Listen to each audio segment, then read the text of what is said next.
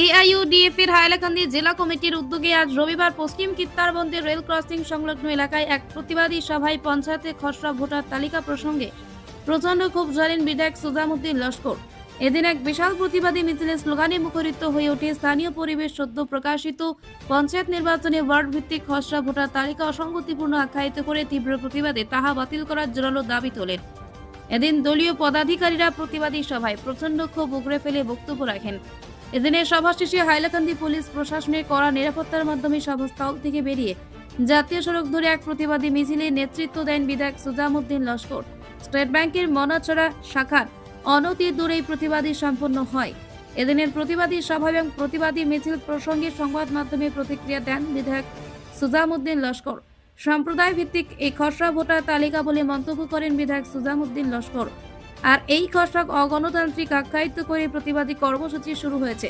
আগামীতেও এই ধরনের প্রতিবাদী কর্মসূচির আয়োজন করা হবে বলে জানান তিনি। এদিনের প্রতিবাদী সভায় স্বাগত বক্তব্য রাখেন দলের হাইলাকান্দি জেলা সভাপতি তথা আইনজীবী আফজাল হোসেন লস্কর, দলীয় কেন্দ্রীয় কার্যকর্তা দোলন মজুমদার, বিডিএসএফ এর কেন্দ্রীয় সভাপতি আব্দুল আহাদ লস্কর, প্রাক্তন জেলা পরিষদ সদস্য শহীদুল আলম মজুমদার, সমাজকর্মী হাজি আলী আক্তার তরফদার, দলের হাইলাকান্দি জেলা কমিটির প্রশাসনিক সাধারণ সম্পাদক আবুল হোসেন চৌধুরী, অবসরপ্রাপ্ত করণিক খায়রুল ইসলাম বড় ভূঁইয়া, প্রাক্তন জেলা পরিষদ সদস্য নুরুল ইসলাম লস্কর, হাইলাকান্দি সমষ্টির কমিটির সম্পাদক আবুল হোসেন বড় ভূঁইয়া সহ দলীয় কার্যকর্তারা এই প্রতিবাদী সভায় অংশগ্রহণ করে ক্ষোভ ঝাড়েন। আজকের আমার জেলা জুড়ে, সমগ্র জেলা জুড়ে 3টা সমষ্টি পুরানা নিয়ে আমার একটা প্রতিবাদ সভা এআইইউডিএফের দলের পরা আজকে হয়েছে। সেখানে বিভিন্ন বক্তা বক্তব্য রেখেছেন যে আমার জেলার বর্তমান পঞ্চায়েত ডেলিমিটেশনের অবস্থা কি। কিছু কিছু ক্ষেত্রে ছোট ছোট ওয়ার্ড, যেটা গ্রুপ মেম্বার বলে আমরা বানানো হয়েছে, আর কিছু ক্ষেত্রে 2018, 1900 এইভাবে ওয়ার্ড বানানো হয়েছে। 3টা গাঁও পঞ্চায়েত একত্রিত করা হয়েছে, 2টা এলএসি এমএলএ একত্রিত করা হয়েছে। আমার যেটা ড্রাফট বাইর হয়েছে তাতে 15,000 ভোটারের নাম এই ড্রাফটে নাই। যেখানে পুরানা যেটা আমার পার্লামেন্টের ইলেকশন হয়ে গেছে সেখানে ওই মানুষগুলা ভোট দিয়েছে, কিন্তু পঞ্চায়েত ভোটার লিস্টে ওদের নাম নাই। এদের মুখ্য কারণ হচ্ছে, আপনারা জানেন বর্তমানে আসামের কোন সরকার, এই সরকারের কিছু প্রতিনিধি বসে যে ডেলিমিটেশনটা পঞ্চায়েত তৈরি করেছে জাতপাতের উপর ভিত্তি করে, হিন্দু মুসলিম আলোক করে, সেটা কোনো অবস্থায় আমার জেলার জনসাধারণ মেনে নিতে পারছে না। তার জন্য বাধ্য হয়ে গণতান্ত্রিক পদ্ধতিতে শান্তিপূর্ণভাবে আজকে একটা প্রতিবাদ সভা হয়েছে, একটা মিছিল হয়েছে। প্রত্যেকের উদ্দেশ্য ছিল হাইলাকান্দি জেলা অফিস ঘেরাও করবে, কিন্তু ডিসি মহোদয়ের অফিস ঘেরাও করবে, কিন্তু প্রশাসন আমাদিগকে কিছু জায়গা যাওয়ার পরে বন্ধ করে দিয়েছে।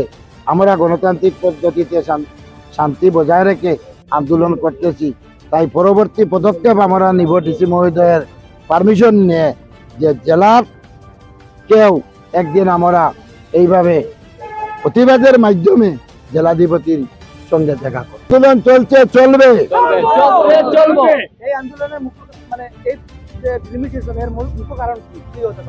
জাতপাতের উপর নির্ভর করে ডেলিমিটেশন হয়েছে, হিন্দু আলোক করা হয়েছে, মুসলমান আলোক করা হয়েছে। হিন্দু দিগকে ছোট ছোট ওয়ার্ড বানানো হয়েছে 100, 200, 150 ভোট দিয়ে, আর মুসলমান দিগকে 2000, 1500, 2200, 2400 দিয়ে। সেটা কি ভারতবর্ষ গণতন্ত্র সিস্টেম? ভোটাধিকার প্রত্যেকের সমান। আজকে ভারতের প্রধানমন্ত্রী মোদী সাহেবের যে 1 ভোটের মূল্য আর প্রত্যেকের 1 ভোটের মূল্য, 2 ভোটের মূল্য তো কাউকে দেয়নি।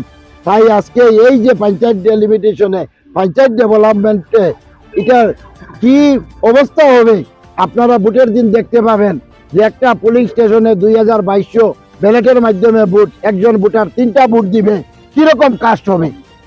5-7 জন প্রতিদ্বন্দ্বিতা থাকবে, একজনের 200-300 কাস্ট হবে, বাকিরা ঝগড়া করবে, লড়াই করবে, অ্যাম্বুলেন্স দিয়ে ডেড বডি আর জখমি হসপিটালে নিতে হবে। তাই আজকে আমি বিধায়ক হিসাবে গণতান্ত্রিক পদ্ধতিতে আমার জেলার আমার কর্মীবৃন্দ নিয়ে, আমার দলের প্রত্যেককে নিয়ে আজকে একটা প্রতিবাদী সভা আমরা করেছি। যে কোনো উপায়ে হোক এই ড্রাফট বাতিল করে নতুনভাবে ওয়ার্ড ফরমেশন করে, আজকে হাইকোর্টেও কেস চলছে, 9 জানুয়ারি রেজাল্ট হবে। হয়তো রেজাল্ট যদি হাইকোর্ট ফেভারে দিয়ে দেয় তাহলে পঞ্চায়েত আবার পুনর্গঠন হবে, আবার ড্রাফট বাহির হবে। মাননীয় মুখ্যমন্ত্রী আমি দেখেছি দুদিন আগে বলেছেন যে যদি হাইকোর্টের কোনো জাজমেন্ট এসে এগুলা পরে চিন্তা করবেন, বাকিগুলাতে ইলেকশন করবেন।